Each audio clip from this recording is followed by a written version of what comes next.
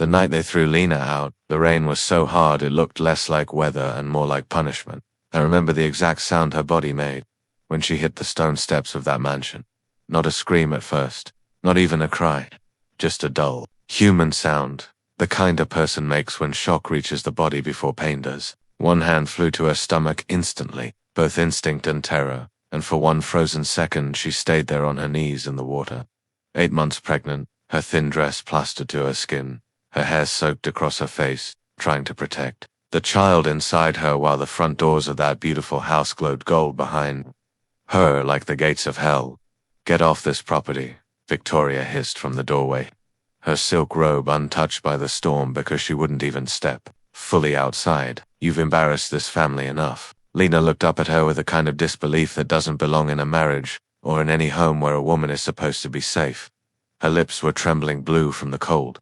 "Marcus," she said, not loudly, not accusingly, just with the last torn thread of hope a wife could have left. Please, be the baby and Marcus." The man who had once carried her over that threshold while photographers flashed and guests applauded, stood beside his mother with his jaw locked, and his face hard as polished stone. He did not move toward her. He did not offer his hand. He did not even look ashamed. He only said, "You should have left when you were told." That was the moment I understood that cruelty has a sound too. Not thunder, not slamming doors, not even the rain. Sometimes cruelty sounds like a husband speaking calmly while his pregnant wife shivers on the ground. I had lived next door to that mansion for 11 years, long enough to know what its lights concealed. The estate sat behind iron gates and sculpted hedges, all white columns and imported marble, the kind of place people slowed their cars to stare at. From the outside, it looked like old money pretending not to notice you. But I had watched the family inside it for years, and I knew better. Wealth can buy silence, but it can't buy grace. And from the first day Lena arrived there as Marcus's bride, grace had belonged only to her. That night, standing under my porch awning with rain blowing against my ankles, I saw Victoria take Lena's overnight bag and throw it after her. It landed in a puddle, popped open, and spilled a few folded maternity dresses, a framed sonogram picture, and a tiny pair of cream-colored baby socks that immediately darkened with mud. Lena saw those socks too.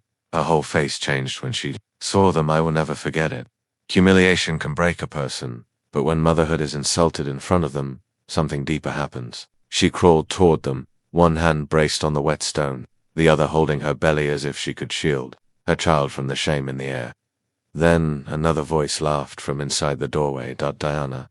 She appeared behind Marcus, wrapped in one of his cashmere throws as though she belonged there already, her lipstick still perfect, her gaze bright with the kind of cruel triumph only a certain kind of woman mistakes for victory.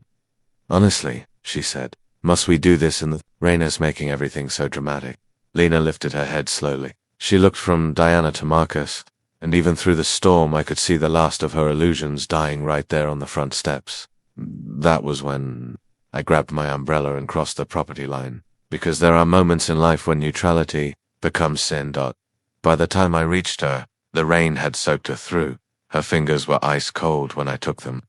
"Easy now, sweetheart," I told her.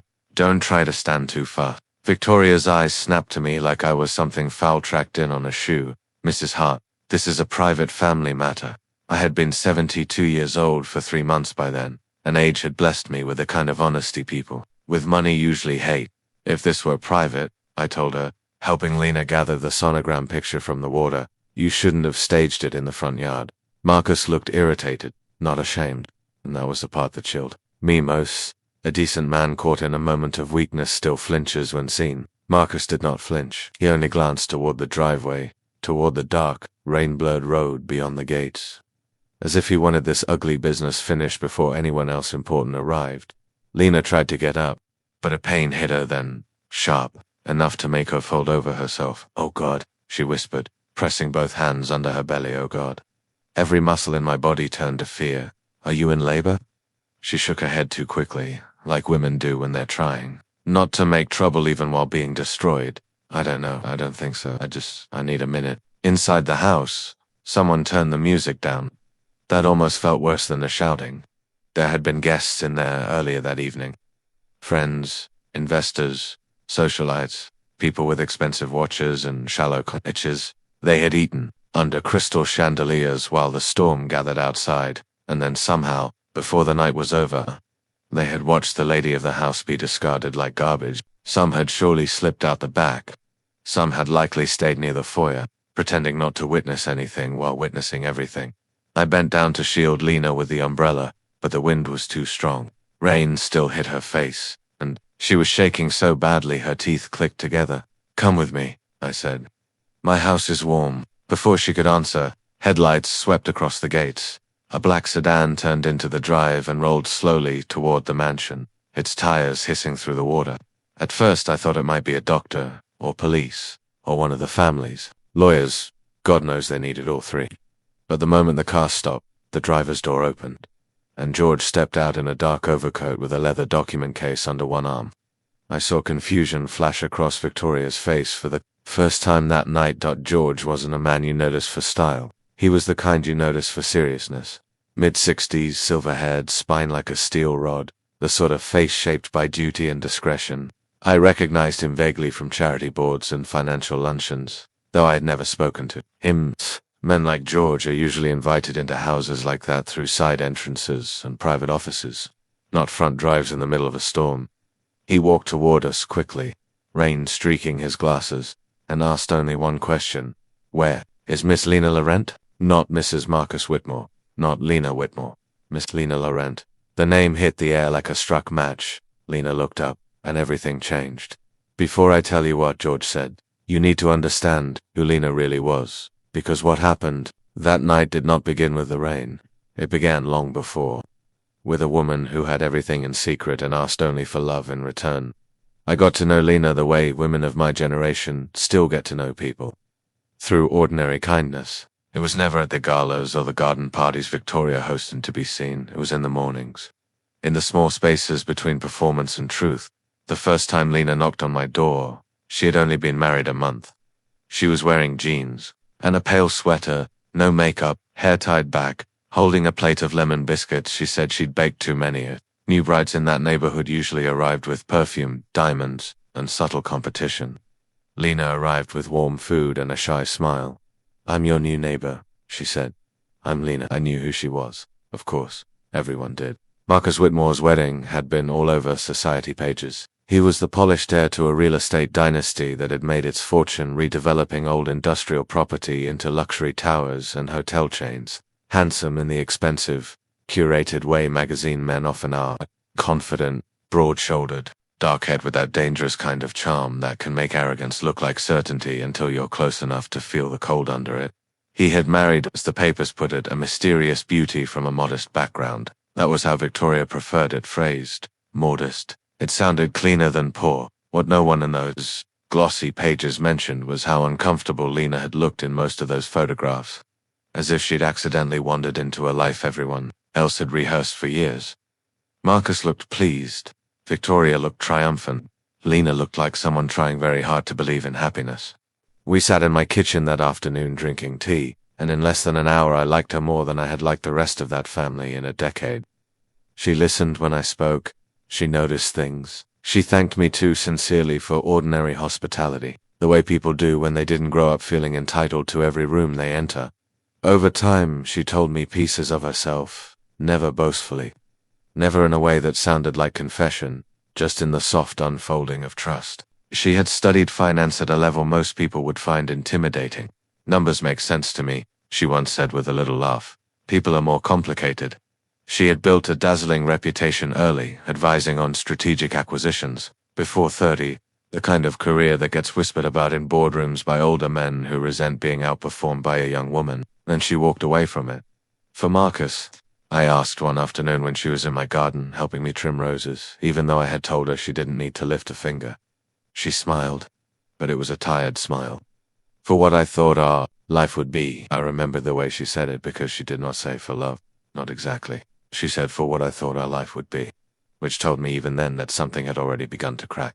As for Marcus, he had been raised to believe admiration was oxygen. His father, Richard Whitmore, had more softness in him than the rest of the household, but not enough courage to matter. He was the sort of man who sighed heavily behind his newspaper and disagreed only in private, then surrendered in public. To keep peace with a woman like Victoria, And Victoria ruled that house the way some people rule nations, through image, fear, and constant correction. She was elegant. Yes.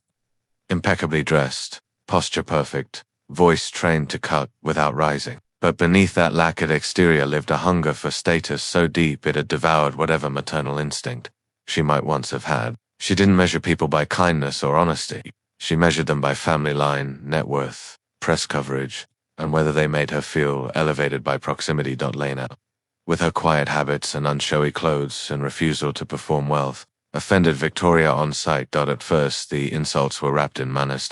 Dear, those forks are for fish. Lena, the house staff has a schedule. You don't need to wander into the kitchen. Oh, how charming that your family preferred simplicity. It was always said with that little smile, the one that let her deny the wound afterward. Lena looked hurt. Victoria would tilt her head and ask, "Did you take that personally? I was only trying to help." Marcus would laugh it off. "Mom means well. But men only say that when what they really mean is, your pain is less important than my comfort." When Lena became pregnant, I thought, for a foolish while, that things might improve. A baby can soften some families. It can remind them there is something more important than pride. It did the opposite in that house. The pregnancy made Lena more vulnerable, and once predators smell vulnerability, they grow bold. She was 5 months along when I first saw Victoria make her cry. It happened at a luncheon in the garden, one of those polished afternoons with white flowers and silver pitchers sweating in the heat. I had been invited because Victoria liked a respectable, older widow in the background. It made her gatherings look multi-generational and warm. Diana was there too, though no one introduced her as anything other than an old family friend. She arrived in cream silk and diamonds too large for daylight, all perfume and knowing smiles, and from the way Marcus stood when she entered, I knew she was no ordinary guest. Lena moved more slowly then, because of the pregnancy. There was a softness to her body that only made her more beautiful, but Victoria looked at her as if motherhood itself had become inconvenient. When the dessert came, Lena reached for a slice of tart, and Victoria said, with a laugh too loud, "To be accidental. Careful, dear. We do want you to lose the baby weight eventually." The table went silent for one beat too long. Lena set the dessert fork back down. Marcus didn't defend her. He swirled his wine and smirked at something. Diana whispered. That was the first time I saw the loneliness on Lena's face with no veil over it, after the guests left. I found her near the hydrangeas with both hands on the stone balustrade, breathing carefully. "I'm all right," she said before I even asked. "No, you are not." She gave a weak laugh, then looked at me with eyes too bright. "Do you know what's strange? I understand financial warfare better than this. Balance sheets, leverage, acquisition strategy, debt instruments, I can see through all of that in minutes.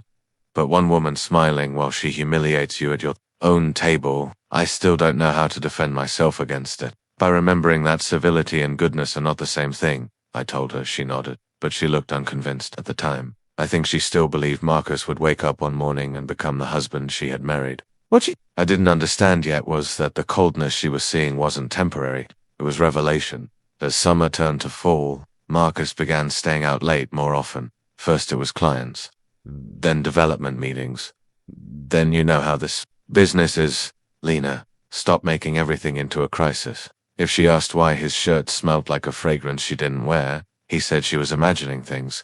If she asked why Diana kept appearing at private dinners, he called her insecure. If she cried, he told her pregnancy hormones were making her irrational. Gaslighting always sounds amateur when you describe it from the outside. People imagine it must be obvious.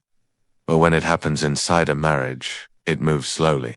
It feeds on love, memory, hope, and exhaustion. By the time a woman realizes she's being manipulated, she has often spent months apologizing for wounds. She did not, because I saw it happen too.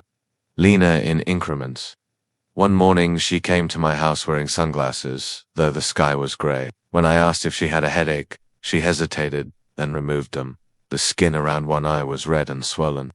Not bruised, dark, not yet, but enough to raise every alarm in me. What happened? She looked away. I stood up too quickly in the nursery and hit the cabinet. The lie was so fragile it almost embarrassed both of us. I waited after a long silence. She whispered. He grabbed my arm. We were arguing. He didn't mean to. Then she stopped, because even speaking the excuse aloud sounded unbearable. Held her hand across my kitchen table. "Lena, has he ever hit you?" No.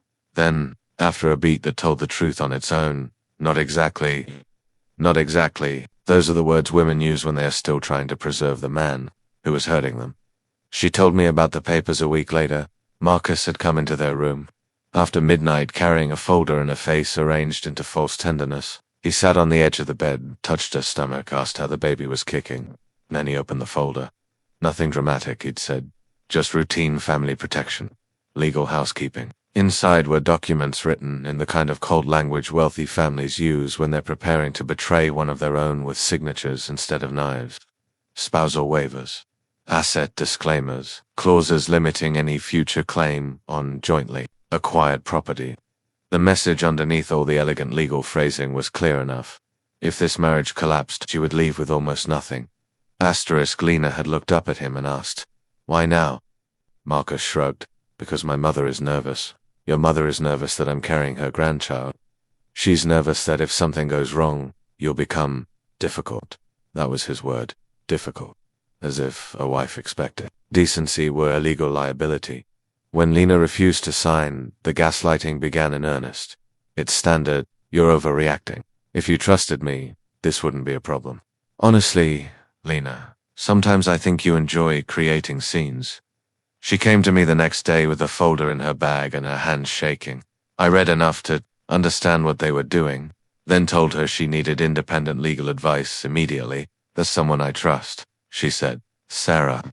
Sarah had been her friend since childhood, and unlike the ornamental women in Victoria's orbit, Sarah was the sort of woman who looked at expensive people and saw only paperwork, sharp, level-eyed, impossible to charm away from facts.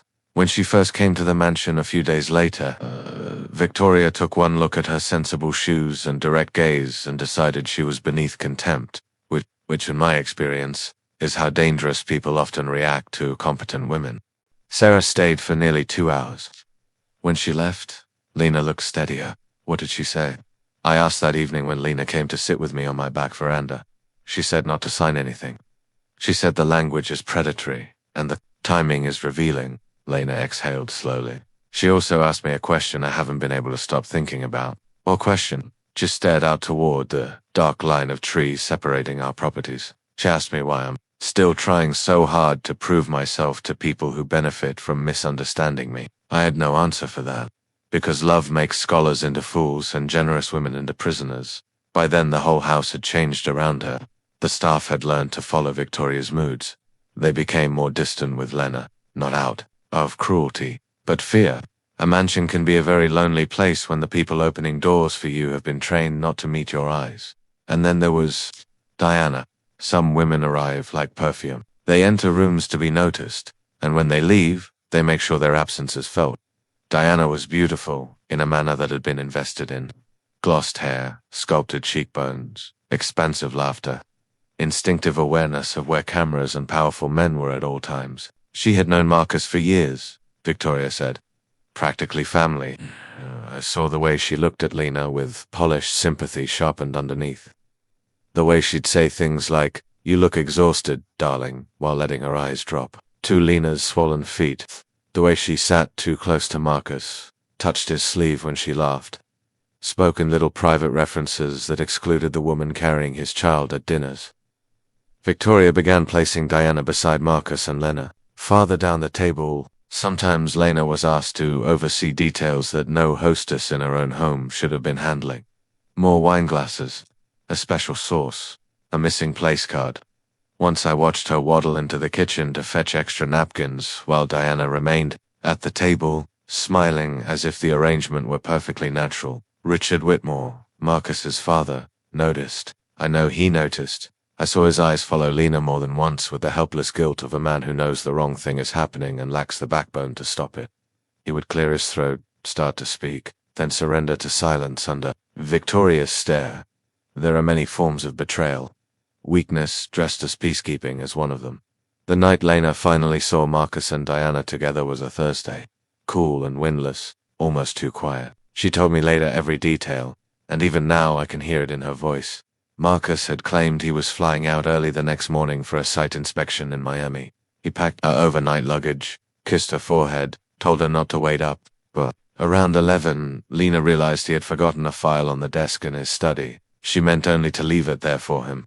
She was still trying, even then, to be thoughtful in a house where thoughtfulness had become a weakness everyone exploited. Said she heard music first. Low, intimate jazz, floating from the glass conservatory off the west side of the house. A room Victoria usually reserved for winter orchids and evening cocktails.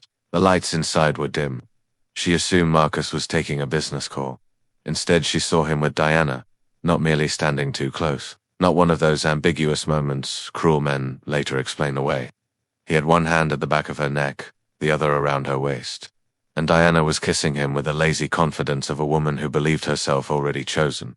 Lena stood in the doorway long enough for the world. She thought she lived in two collapse without making a sound. Marcus saw her first. He didn't even spring apart in shame. He pulled back slowly, as if annoyed by interruption. Diana turned, looked at Lena's face, and then this is the part that sickened me most. She smiled. It wasn't a smile of embarrassment, it was a smile of confirmation. So, Diana said, adjusting the silk strap on her shoulder, I suppose now we can stop pretending. Lena told me she could still hear the little clink of ice settling in Marcus's untouched glass on the side table. Such small sounds become monstrous in moments like that.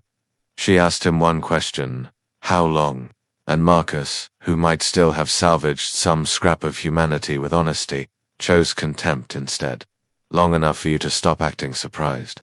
That sentence did something final to her. You could feel it even in the way she repeated it to me later. Not loud, not dramatic. Final, as though some door inside her had closed quietly and forever. She spent that night in the nursery, sitting in the rocking chair she had chosen herself, hand on her belly, listening to the house breathe around her. In the morning, Victoria appeared at her door not with outrage at Marcus's infidelity, but irritation that Lena had discovered it inconveniently. There is no need to behave hysterically, Victoria said. Hysterically? Lena asked. You have been given a comfortable life. Some women know better than to ruin that over wounded pride. Lena stared at her. You knew. Victoria's expression never changed. Diana understands this family. She understands what Marcus needs. And what is that? Victoria looked Lena over, slow and dismissive, pausing at the curve of her pregnant body. Not this. When Lena told Marcus she wanted to leave, he laughed. Go where? It was not a question. It was a strategy. He knew isolation when he saw it. He believed she had nowhere powerful to go, no wealthy parents to call, no family legacy to protect her. In his mind, she was a woman he had rescued from obscurity, and because he had believed that lie, he also believed he could crush her with it. That was the cruel irony of Marcus's.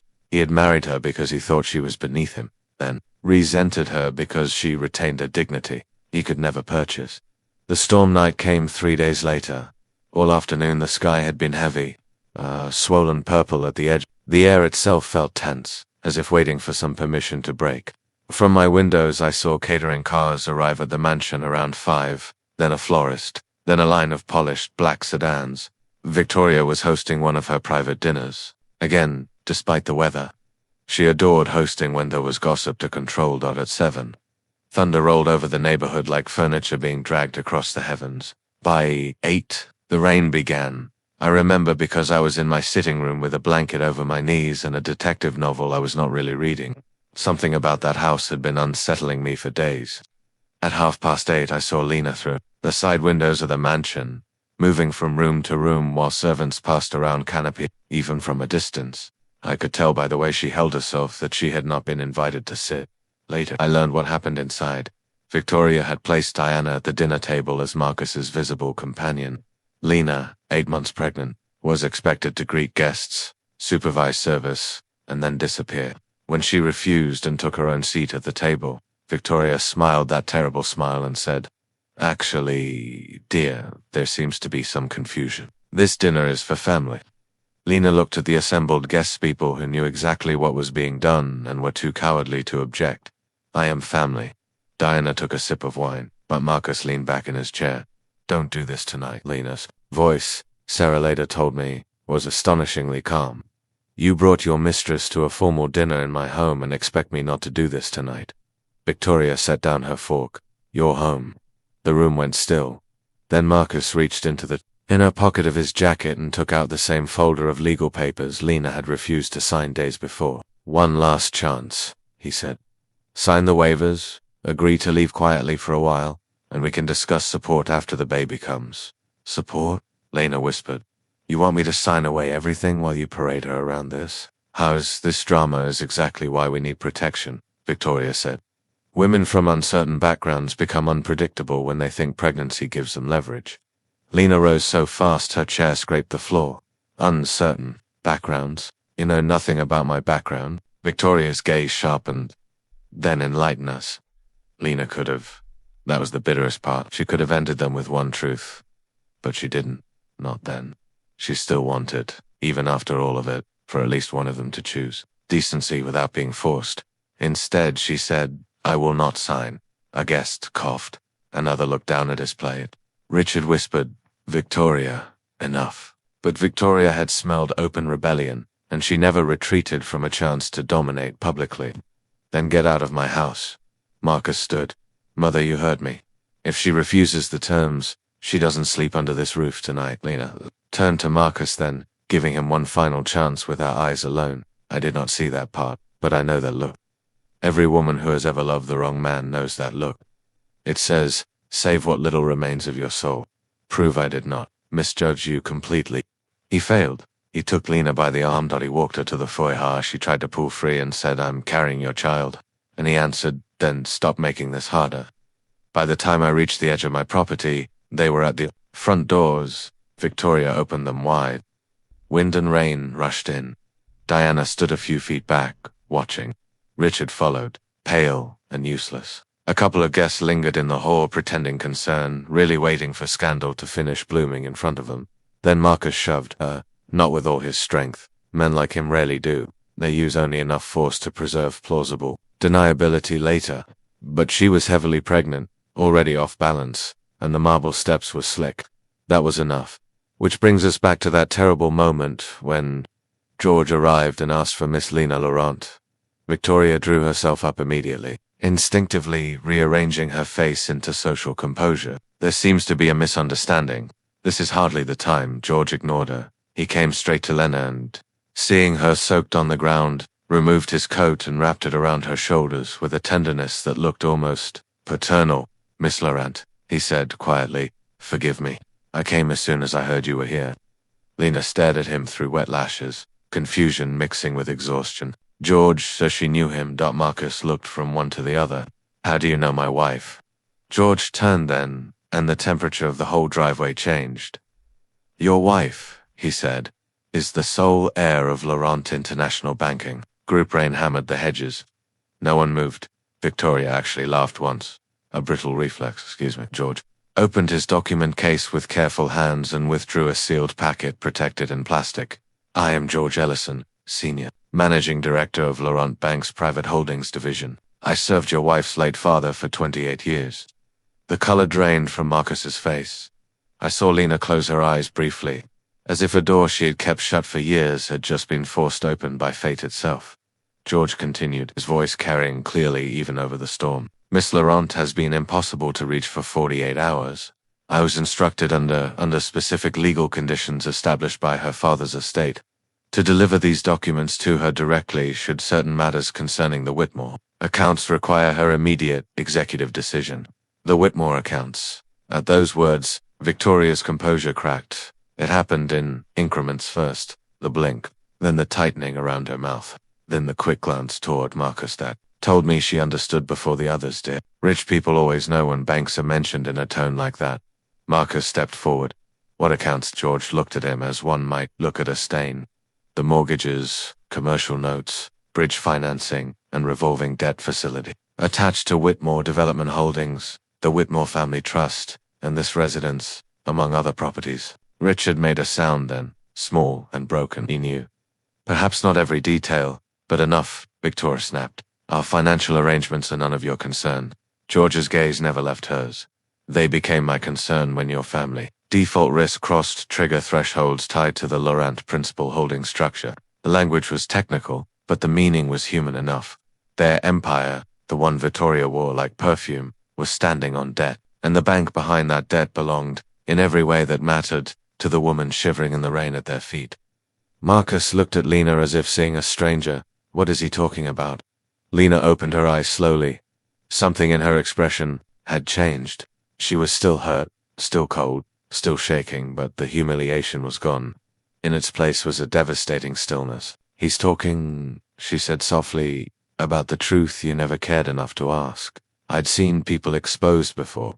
I'd seen affairs discovered, reputations ruined, wills contested, fortunes vanish, but I had never seen a reversal. It happened so fast that it seemed to bend time itself. Victoria stepped down into the rain at last, not for Lena's sake, but for her own panic. "Lena, sweetheart," she said, and that word coming from her mouth was obscene. "Why don't we get you inside before you catch cold?" Lena looked at her as if she were studying an insect under glass. Just minutes earlier that same woman had thrown her out like refuse. Now she was saying, "Sweetheart, that is how quickly greed drops its mask when money enters the room." "No, Lena," said Dad. It wasn't loud. It didn't need to be. Marker came closer then, kneeling beside her on the wet stone as though he thought posture could rewrite history. "Lena, I didn't understand. Why didn't you tell me?" She laughed once, and the sound was so tight it hurt to hear. "'Cause I wanted to know if you would love me without it." The sentence landed harder than any slap. George helped her rise carefully. I held the umbrella as best I could, though the rain kept finding us anyway. Lena leaned on me for balance, one hand still under her belly, and stood there in George's coat with wet hair against her cheeks, looking more dignified than anyone in that mansion had ever looked, dressed in silk. Diana, until then, had been standing under the doorway trying to remain invisible. But once the meaning of Laurent Bank fully reached her, I saw calculation flash across her face. She looked at Marcus, then at Victoria, then at the house behind them, as if mentally inventorying what was already gone. Women like Diana do not remain loyal to collapsing structures. They move toward whichever tower is still lit. She took one step backward, then another. No one stopped her, in fact. No one even noticed at first, because Marcus had finally understood enough to be afraid. "Lena," he said, and now his voice shook. "Please, whatever this is, we can fix it." She stared at him with rainwater sliding from her lashes. "Can we?" I wish you could have seen his face then. Not because it was satisfying yet. It was too early for satisfaction. It was the face of a man realizing that every cruel thing he had done had been committed against someone far more powerful than himself, and that his power had depended entirely on her silence. Asterisk, asterisk, but Lena was not done being silent. George handed her the sealed packet. She took it with steady fingers, though her whole body was trembling from cold and adrenaline. "Miss Laurent," he said carefully, "as of this afternoon, due to your father's trust conditions, maturing on your child's impending birth and recent developments within the Whitmore portfolio, controlling authority now requires your direct instruction." Victoria's voice sharpened into panic. "This is absurd. Richard, say something." Richard did not move. Marcus reached for Lena's hand. She pulled it away before he touched her. "Lena, the baby just come inside. We'll talk that." "Baby," she said, "is the child you left standing in the rain?" He flinched, finally, and I thought, good, let it sting. Let it burn all the way through. At that moment, another set of headlights turned into the drive, faster than the first. A dark SUV came to a stop behind George's sedan, and out stepped Sarah. Hair pinned back against the storm, coat belted tight, carrying 2 leather cases, and wearing the expression of a woman who had been waiting far too long for the law to catch up with what DZC had already judged. She crossed the drive in high boots, barely glancing at the Whitmore's Lena. The moment Lena saw her, some of the iron in her expression soft you came. Of course, I came. Sarah took one look at her soaked dress and white-knuckled hands, and then turned too. Marcus was such controlled fury that even he stepped back. "You threw an 8 months pregnant woman out in a storm." Marcus opened his mouth. Sarah raised a hand. "Actually, save it. Anything you say from this moment forward should be said through counsel." Victoria bristled. "You cannot speak to us like that." Sarah gave her a look I will cherish to my dying day. "I can speak to anyone who just committed what is likely 6 actionable offenses like that." George inclined his head slightly toward Sarah, professional recognition passing between them. Whatever confusion remained in the air, one thing was now plain: Lena was not alone, and the army gathering around her had not been hired for appearance. I guided Lena toward my side gate. "Come into my house," I said again. "Please. You need dry clothes and warmth." But Lena stopped halfway, turned back toward the mansion, and faced them all. The rain blurred the lights behind her, turned every face into a softer, sadder version of itself. But her voice cut through clean. I need you all to hear me while I'm still standing where you put me. No one spoke. She looked first at Victoria. You mocked my background, my body, my pregnancy, my parents, my manners, my silence. You mistook gentleness for weakness, because cruelty is the only language you respect. Victoria's lips parted, but no sound came. Then Lena turned to Marcus. You lied to me, cheated on me, humiliated me in my own home, demanded I sign away my rights while carrying your child. And when I asked for the smallest ounce of human decency, you dragged me to the door. Marcus shook his head. Lena, please. No, you don't get please. Even the rain seemed to hush around those words. Then she looked toward the open doorway where a few remaining guests still stood like badly dressed conscious. All of you watched, she said. That may be the part I remember longest. No one met her eyes. Sarah stepped beside her and quietly opened one of her cases. I brought the petition, she said, and the protective orders if you want them tonight. Marcus stared. Divorce now. Sarah's tone was clipped. You're surprised. You actually looked stunned, as though consequences were a language only other people spoke. Lena, we can talk this through. She looked at him with an almost unbearable sadness. We had months to talk. You used them to teach me who you are. George spoke then, not loudly, but with the weight of institutions behind him. Miss Laurent, regarding the Whitmore deposition, do you wish to review internally before taking action? Or shall I initiate emergency protective enforcement on the exposed properties effective immediately? Now that was a sentence no one in that family had ever imagined hearing on their own front drive. Victoria descended another step. Lena, darling, let us all calm down. Surely we can resolve misunderstandings as family. Lena's eyes moved to her slowly. Family does not throw a pregnant woman into the rain. For a second, Victoria had no reply. That was new. Word travels in wealthy circles faster than compassion and farther than truth. By midnight, before Lena had even changed into dry clothes in my guest room, phones all across the city were lighting up with fragments of the story, not the whole truth at first. Never the whole truth. Just enough to provoke appetite. A Whitmore scandal, a mistress, a storm, a pregnant wife, a bank executive arriving at the mansion, then the name, Laurent. Once that name entered the bloodstream of their social circle, panic spread like ink in water. I know this because while Lena sat wrapped in one of my wool blankets by the fire, Sarah's phone vibrated every 90 seconds with calls she ignored. Marcus called 9 times. Victoria called 6. An investor called twice. One social columnist sent a message asking for a discreet confirmation of rumors concerning Lena's parentage. Another invited Sarah to lunch purely as a friend. The hypocrisy would have been amusing if it weren't so vulgar. Lena said very little at first. Trauma often arrives as silence before tears. I brought her ginger tea. Sarah made her change into dry clothes and checked her blood pressure with a compact kit she kept in her car because, as she put it, men with money are reckless. I plan accordingly. George sat at my dining table, documents spread in precise stacks, waiting not with impatience but with duty. Around 1 in the morning, Lena finally spoke. I'm sorry, she said. Sarah looked up sharply. For what? For this. For bringing it to your door. I saw Sarah's face soften then. Lena, listen to me. None of this is yours to apologize for. Not the cheating. Not the abuse. Not the humiliation. Not what they did tonight. The shame belongs to them. Lena lowered her eyes. I know that in my head. My heart hasn't caught up yet. That is one of the truest things I've ever heard. She told us the rest of her secret before dawn.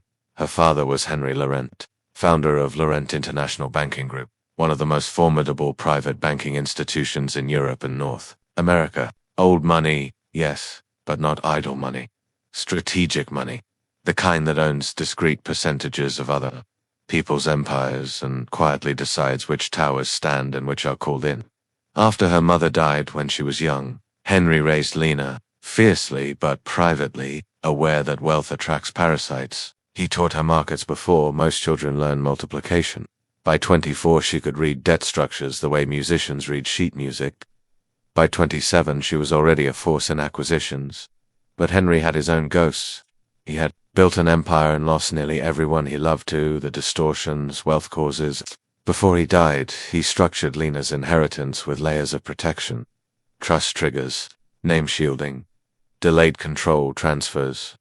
He wanted her safe from opportunists, especially in marriage. He knew, perhaps too well, that the world is full of people who fall in love with access and call it devotion. So yes, Lena said quietly, staring into the fire. I knew, not every operational detail at first, but enough.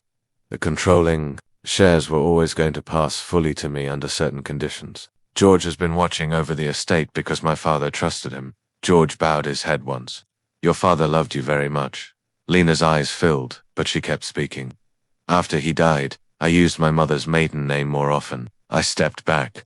I wanted one part of my life untouched by what my surname did to people, and I met Marcus. He didn't know. For a while, that felt like freedom. How did you meet him? I asked softly. At a charity auction. He was charming, attentive, funny in that rehearsed way that still felt kind at first. He asked me what I did, and when I told him I was taking time away from finance, he said, "Good. Anyone obsessed with money is usually unbearable." She laughed bitterly. I thought that meant something. It had meant something. All right, just not what she thought. Over the next week, the city entertained itself on the carcass of the Whitmore illusion. Sarah filed the divorce petition before noon the next day. She also secured emergency orders preventing Marcus from contacting Lena directly outside counsel and barring disposal of marital records or coercive interference regarding the pregnancy. George placed Whitmore debt facilities under review. Those words sound dry unless you know what they do to people who built their lives on borrowed glamour. Phones rang unanswered, emails piled up. Invitations were withdrawn, then replaced by new invitations from people trying to realign themselves with Lena. Charity boards suddenly remembered they had always admired her intelligence. Women who had once looked past her at luncheons began sending bouquets. Men who had laughed at Victoria's little jokes about humble origins were suddenly eager to declare they had always found Lena remarkably poised. It would have been laughable if I hadn't watched what she suffered before they knew the size of her name. Marcus tried every path desperation could imagine. Flowers, letters, voice messages sent through third parties. A package containing the baby book they had once chosen together. Sarah returned them all unopened. On the third day he came to my gate himself. He had not shaved. His eyes were bloodshot. Expensive men wear ruined strangely when it first arrives. They still have the coat, the watch, the car, but something feral begins to show underneath. Because for the first time in their lives, CHARM is not functioning as currency. I just need 5 minutes, he said. You needed decency for 9 months, I replied. He gripped the gate. I love her, no, I said. You loved being obeyed. That is not the same thing. He shut his eyes for a moment, and when he opened them again, there were tears there, not clean tears, not the kind born of empathy, but the panicked tears of a man watching consequence take physical form. Please tell her I didn't know. That sentence angered me more than I expected. And if she had been poor, would this have been acceptable then? He had no answer, which was answer enough. Meanwhile, Diana vanished for 48 hours, and then resurfaced in the press attached to a yacht owner in Antibes. That is not a metaphor. She literally fled the social radius the moment Whitmore money became Whitmore debt. Victoria blamed her publicly and had once praised her privately. Such women often cannibalize each other when the men beneath them fail. Lena did not revel the way some imagined she might. That was what struck me. She did not stomp around issuing dramatic threats. She did not leak private humiliations to the tabloids. She sat with her pain. She attended medical appointments. She read financial summaries George brought her. Listened to Sarah outline strategies. With a calm so complete it frightened the people who had mistaken her gentleness for passivity. A week after the storm, Marcus's father came to see her. Richard arrived alone, hat in hand, shoulders bent more by shame than age. I let him into my parlor, where Lena was sitting by the window with a blanket over her knees and one hand absent-mindedly resting on her stomach. The baby kicked then, as if aware a reckoning had entered the room. Richard looked at her and began to cry before he even sat down. I should have stopped it, he said. Lena was quiet. I saw what Victoria was doing. I saw what Marcus was becoming. I told myself I was keeping peace. I told myself it wasn't my place to interfere in their marriage. He swallowed hard. That was cowardice. There is no other word for it. No one moved. Then he said something I do not think anyone in that family had ever expected of him. He said, "You deserved a father in that house, and I behaved like furniture." Lena's eyes filled then. Richard continued, voice breaking. "I am sorry for every dinner I sat through, every insult I let pass. Every time I watched you carry trays while another woman sat in your place. I am sorry I let my son learn that power mattered more than mercy. Whatever happens to us now, it is earned. That was the first truly honorable sentence ever spoken by a Whitmore in my hearing. Lena nodded once. Thank you for saying it. It was not absolution, but it was truth. The final confrontation happened in a boardroom, though not the sort Marcus had expected to kneel in. George arranged a private meeting at Laurent Bank's executive offices, 21 floors above the city, all glass and quiet power. I did not attend the formal meeting itself, of course, but Lena told me what happened afterward in enough detail that I can see it still. And parts were later repeated by Sarah Ulmer. Word for word, Lena wore a charcoal dress that day. Simple, perfectly tailored, nothing flashy, no gaudy diamonds, no revenge glamour, just authority. Her pregnancy was unmistakable now, and somehow it only heightened the force of her presence. She did not look like a woman hiding anymore. She looked like legacy remembering itself. Marcus arrived with counsel. Victoria came too, against advice. Because women like her always believe their social instincts can recover what legal realities destroy. Richard was there, silent, looking as though he had aged 10 years and 10 days. Sarah sat to Lena's right. George stood near the windows with the portfolio team. Files were arranged, debt summaries prepared, exposure charts displayed, and beneath all that official order lay the raw truth. The Whitmores had been living above a sinkhole, and Lena held the map. Marcus tried first. Lena, he said, before the lawyers could object. I know I don't deserve forgiveness, but I am begging for a chance to make this right. She folded her hands over the table. Make what right? Us. The baby, our family. Our family ended in the rain. Victoria interrupted sharply. This dramatization helps no one. Sarah turned to her. Sit quietly if you want the privilege of remaining in this room. Victoria stared, stunned that someone had spoken to her that way. Without fear. It was delicious. George began outlining the Whitmore positions, corporate leverage, personal guarantees, secondary collateral tied to the family trust, cross-default clauses, overextended development loans. The mansion itself, despite all its imported stone, was mortgaged into its own foundation. Marcus's lawyer asked if Laurent intended to offer restructuring. George replied, that depends entirely on Miss Laurent. Every eye turned to Lena, and that was when she delivered the truth she had been carrying like a blade wrapped in silk. I knew, she said. Marcus frowned. Knew what? About my inheritance? About my father's structure? About the shares? I knew. Victoria went still. Marcus looked like the floor had shifted under him again. All this time? Yes. Then why? His voice cracked. Why would you hide something like that from me? Lena held his gaze without blinking. Because I wanted to be loved for who I was when there was no advantage in loving me. No one in that room breathed. I wanted one relationship in my life untouched by calculations. One home where my value was not measured by my surname, by my father's board seat, by market influence, by what I could rescue or provide. I thought, if a man believed I had nothing and still chose me, then I would know his heart was safe. She leaned forward slightly, and even Sarah later said the air changed when she did. You failed a test you never knew you were taking. Not a test of wealth, not a test of pedigree, a test of basic humanity. Marcus lowered his eyes. But Lena was not speaking only to him. She turned toward Victoria. You looked at a pregnant woman and saw inconvenience. You looked at kindness and called it weakness. You looked at silence and thought it meant emptiness. You asked me to prove my worth in a family that had none of its own. Victoria tried one final maneuver, the oldest of her kind. If mistakes were made, Lena cut her off. A mistake is misplacing a document. A mistake is booking the wrong venue. Throwing your 8 months pregnant daughter in a storm while your son's mistress watches is not a mistake, it is character. Sarah later said even the junior associates at the far end of the room went rigid at that line. Marcus whispered, please. Lena's face did not harden. That's what made it so powerful. She was not cruel, she was simply done. She looked at George. It began foreclosure proceedings on all Whitmore properties securing defaulted obligations. No preferential restructuring. No extensions based on personal history. Standard enforcement. Marcus jerked upright. Lena, no, George nodded once. Rhonda stood. Victoria stood. You vindictive little Richard stood too, louder than I had ever heard him in all the years I had known him. Sit down, Victoria. The room fell silent.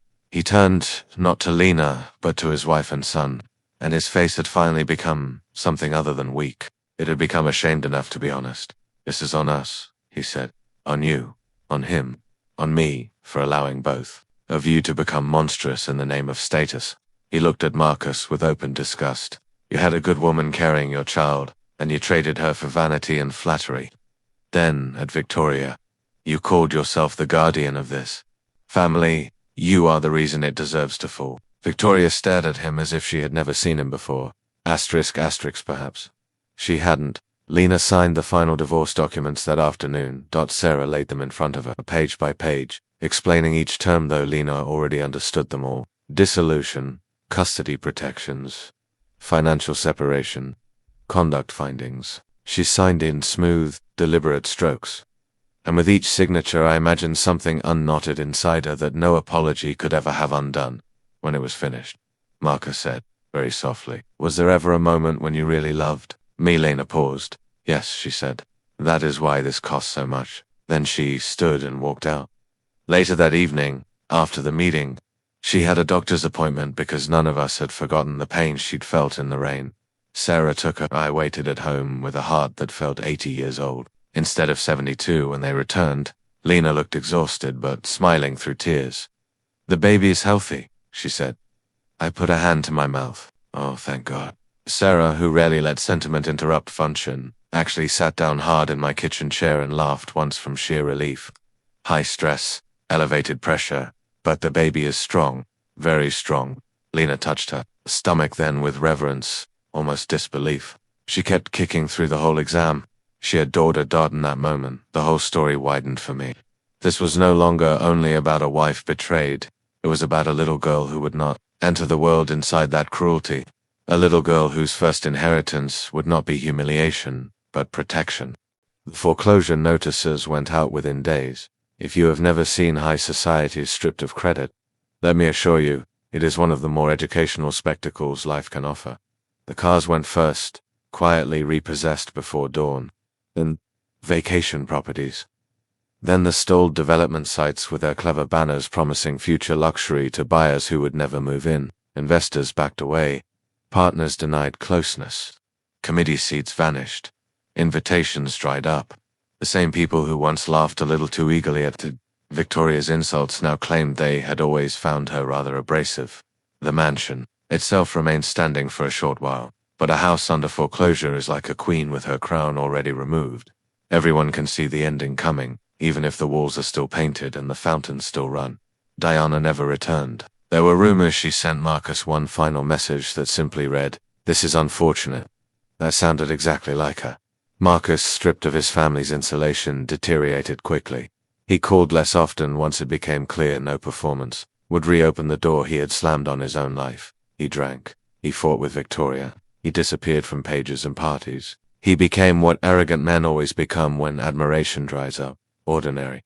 Only Mina. The baby arrived 3 weeks later on a crisp dawn, washed clean by autumn sun. Lena went into labor at my house. There is a special terror in hearing a woman call your name from the guest room at 4 in the morning when she is 9 months pregnant, but there is also purpose in it. Sarah drove like a woman fleeing judgment. I sat in the back beside Leonard, who was breathing through contractions with one hand crushing mine and the other holding on to all the strength she had gathered from surviving Dot at the hospital she delivered, a daughter with a fierce cry and a full head of dark hair. Lena named her Elise. When they placed that baby on her chest, every injury done to her seemed, for one sacred moment, to lose jurisdiction. I watched Lena's face transform into something I can only call awe. Not the awe of wealth or power or revenge. The awe of a mother meeting the only person in the room who had never asked her to prove her worth. "She's perfect," Lena whispered. Shill's I visited them 3 days later in the penthouse apartment George had arranged temporarily until the estate house was prepared. Sunlight poured through the windows. Fresh lilies stood on every table. Sarah was asleep upright in a chair with a legal pad still in her lap. Lena sat in a cream robe, Elise in her arms, and looked more peaceful than I had seen her since before the wedding. "Do you feel victorious?" I asked her then, because I knew everyone else would ask versions of that question in less honest language. She thought for a long moment. "No," she said, I feel free. That was better. A year passed, then another.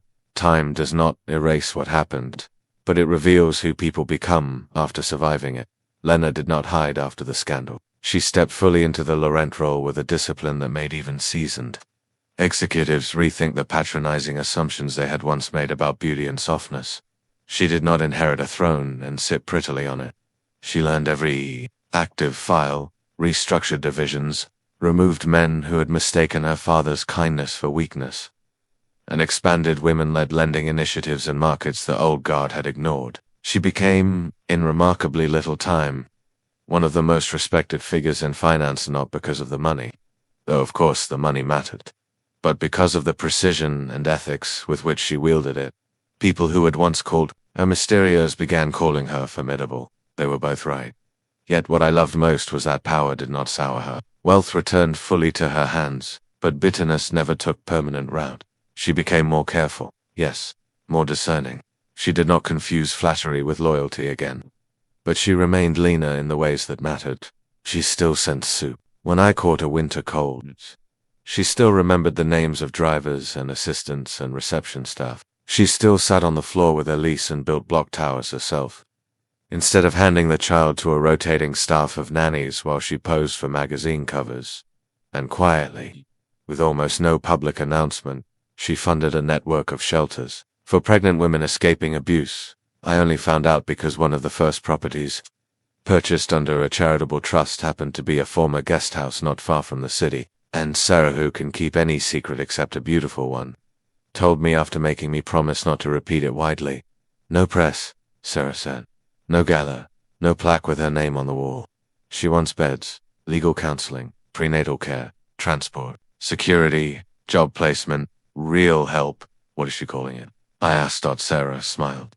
Elise has. I had to sit down after that. Meanwhile, the Whitmores became a cautionary tale told in lower voices over expansive lunches.